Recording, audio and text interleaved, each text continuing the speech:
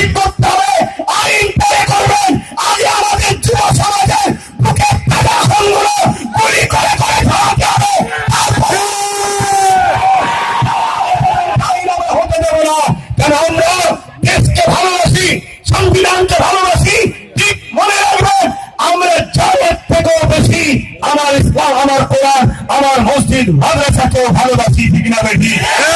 এমনই রাজ্য সরকারকে বলবো, আপনিও মনে রাখবেন, আমরা হয়তো মুসলিম সমাজের থেকে কোরআনের শিক্ষাকে তুলে দেবেন, কোরআনকে বিদ্যালয় প্রেরণ করবেন, তাহলে মনে রাখবেন আমরা 27% কেন, যত পার্সেন্টই আছি আমরা